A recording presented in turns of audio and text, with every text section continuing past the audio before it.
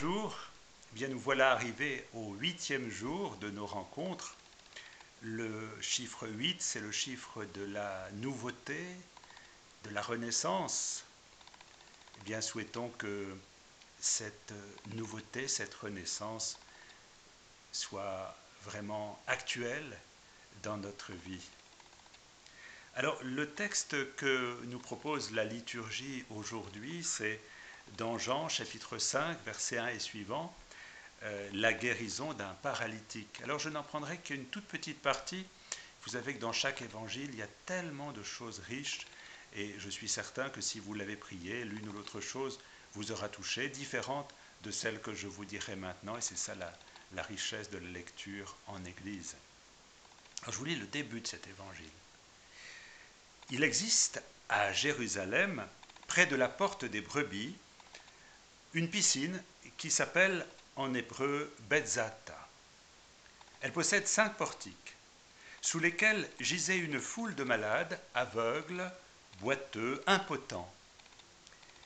Il y avait là un homme infirme depuis 38 ans. Jésus le vit couché et, apprenant qu'il était là dans cet état depuis longtemps déjà, lui dit « Veux-tu guérir ?» Alors, ce que j'aimerais avec vous, sur quoi j'aimerais m'arrêter avec vous un instant, maintenant, dans cette petite méditation, c'est sur le regard de Jésus. Jésus le vit et apprenant qu'il était dans cet état, Jésus regarde et Jésus se renseigne pour savoir qui est cet homme qui est là. Il le regarde avec un regard tout à fait unique, un regard d'une tendresse folle, un regard infiniment personnel, un regard aimant. Je voudrais vous lire un petit poème de sœur Myriam qui était la supérieure des diaconesses, des sœurs protestantes diaconesses qui s'occupent, vous savez, des grands malades et qui ont une vocation à la prière aussi, les diaconesses de Versailles ou de Reuilly. Et sœur Myriam, qui était la supérieure, j'ai eu la joie de la connaître, écrit ce poème. « Lorsque tu nous atteins, Seigneur, c'est du seuil de ton regard et non dans le flamboiement. Lorsque tu nous atteins, Seigneur, c'est du bout des doigts et non dans la possession. Lorsque tu nous atteins, Seigneur, c'est dans le murmure et non dans le fracas de l'insolence. Lorsque tu nous atteins, Seigneur. Lorsque tu nous atteins, Seigneur, c'est du seuil de ton regard. » Vous voyez, ce regard qui est un regard qui ne va pas forcer, qui ne viole pas l'intimité, qui vient non pas pour juger mais pour aimer. Et cet homme qui est là, paralysé, on pourra lire la suite de l'évangile, si vous prenez cet évangile au chapitre 5 de Jean, vous verrez la suite qui est très belle, il y aurait bien des choses à en dire, mais là, je voudrais m'arrêter avec vous juste sur ce regard.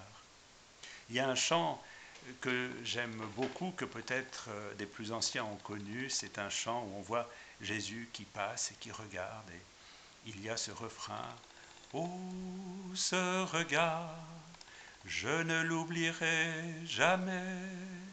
Oh, ce regard, je ne l'oublierai jamais. » Et dans l'évangile de Luc, au chapitre 19, quelqu'un d'autre est regardé, je vous lis ce passage 19, 1 et suivant. Zachée, c'était un chef des collecteurs d'impôts, pas très bien vu, hein. Il cherchait à voir qui était Jésus, et il ne le pouvait pas à cause de sa petite taille. Il courut en avant et monta sur un sycomore afin de voir Jésus qui allait passer par là.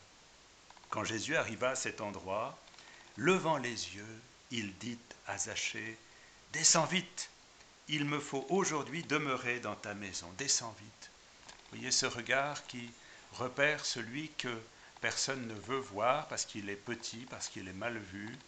Comme tout à l'heure, Jésus regardait ce paralysé dont personne ne s'occupait. Ici, ce Zachée qui est un pécheur public, eh bien Jésus le regarde. Et Jésus l'aime. Et Jésus descend chez lui, s'intéresse à lui et va le faire renaître.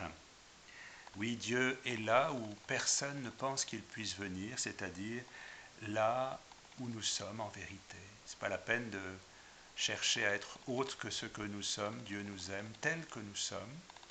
Dieu nous rend visite dans nos souffrances, dans nos inquiétudes, dans nos maladies. Il nous rejoint et là, il vient pour nous apporter la douceur de sa présence. Ce regard qui fait renaître, ce regard qui est un amour qui nous met debout.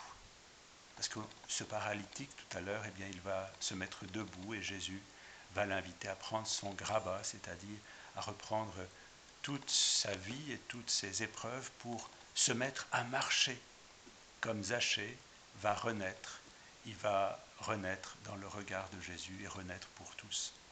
Eh bien, puissions-nous aujourd'hui faire cette expérience unique de nous laisser regarder et aimer par le Seigneur tel que nous sommes, entraînés à vivre avec lui d'une vie toute nouvelle.